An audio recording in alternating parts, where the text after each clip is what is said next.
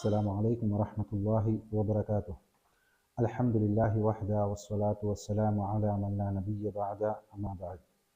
சங்கைக்குரியவர்களே, ஒரு தடவை நபி ஸல்லல்லாஹு அலைஹி வஸல்லம் அவர்களுடைய மஜ்லிஸில் சஹாபாக்கள் இருந்து கொண்டிருக்கின்றார்கள். அந்த நேரத்தில் அந்த வழியாக ஒரு ஜனாசா கடந்து சென்று கொண்டிருக்கின்றது.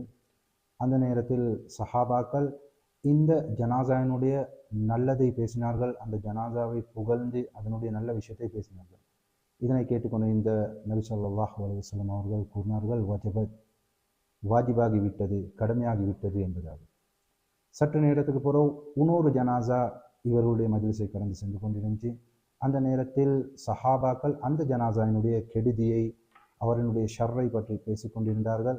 இதனை கேட்டுக்கொண்டிருந்த நபி ஸல்லல்லாஹு அலைஹி வஸல்லம் அவர்கள் கூறினார்கள், வாஜிபாகிவிட்டது என்பதாக.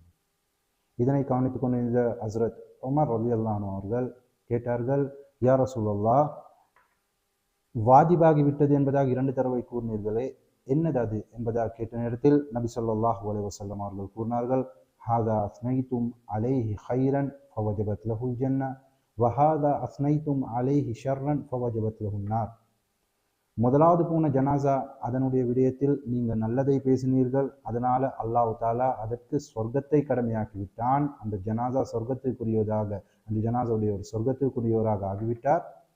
இரண்டாவது போன ஜனாசாவை பற்றி நீங்கள் அதனுடைய கெடுதியை, அதனுடைய ஷர்ரை பற்றி பேசினீர்கள், எனவே அல்லாஹ் தாலா அந்த ஜனாசாவுக்கு நரகத்தை கடமையாக்கி விட்டான் என்ற விடயத்தை கூறிவிட்டு நபி ஸல்லல்லாஹு அலைஹி வஸல்லம் அவர்கள் கூறினார்கள், அன்தும் ஷுஹதாஉல்லாஹி ஃபில் அர்த், நீங்கள் தான் பூமியில் அல்லாஹ்வினுடைய சாட்சியாளர்கள். நீங்கள் யாரை பற்றி எவ்வாறு கூறுகின்றீர்களோ அதனை அல்லாஹ் தாலா சாட்சியாக ஆக்கி அதற்கேற்றவாறு அந்த மனிதனுக்கு சொர்க்கத்தையோ நரகத்தையோ வழங்குவான் என்ற கருத்தை நபி ஸல்லல்லாஹு அலைஹி வஸல்லம் அவர்கள் கூறினார்கள். இந்த ஹதீஸை ஹஸ்ரத் அனஸ் ரலியல்லாஹு அன்ஹு அவர்கள் அறிவிக்கின்றார்கள். இந்த ஹதீஸ் புகாரி, முஸ்லிம் 2 கிரந்தங்களிலும் பதிவாக்கப்பட்டிருக்கின்றது. அதே போன்று ஹஸ்ரத் உமர் அலி என்ற காலத்திலேயும் இவ்விதமான ஒரு சம்பவம் நடக்கின்றது. ஒரு தாபிஈன் அபுல் அஸ்வத் என்று சொல்லக்கூடிய இந்த தாபிஈன் இந்த ஹதீஸை அறிவிக்கின்றார். அவர் கூறுகின்றார், நான் ஒரு தடவை ஹஸ்ரத் உமர் ரலியல்லாஹு அன்ஹுடைய மஜ்லிஸில் அமர்ந்து கொண்டிருந்தேன். அந்த நேரத்தில் தொடர்ச்சியாக எங்களுடைய மஜ்லிஸை கடந்து 3 ஜனாசாக்கள் போகக்கூடிய சந்தர்ப்பத்தில் முதலாவது 2 ஜனாசாவை பற்றி மக்கள் நல்ல விடயத்தை பேசினார்கள். இதற்கு ஹஸ்ரத் உமர் ரலியல்லாஹு அன்ஹு அவர்கள் வஜபத் என்பதாக கூறினார்கள். 3வது ஜனாசா கடந்து போகக்கூடிய நேரத்தில் அந்த ஜனாசாவை பற்றி மக்கள் கெடுதியாக, கெட்ட முறையில் அவர்களுடைய கெட்ட விடயத்தை பற்றி பேசினார்கள். எனவே அதுக்கும் வஜபத் என்பதாக கூறினார்கள்.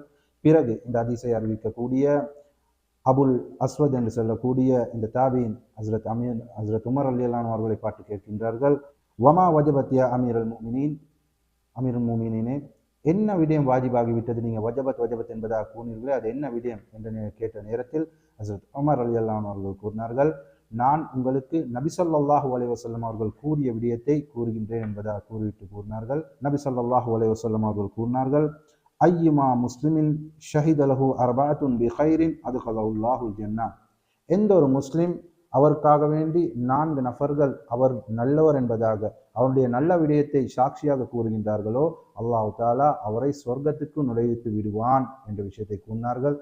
அந்த நேரத்தில் சஹாபாக்கள் நபி அவர்களிடத்தில் கேட்டார்கள், யா ரசூலல்லாஹ், அப்படி என்றால் 3 நபர்கள் கூறினார்.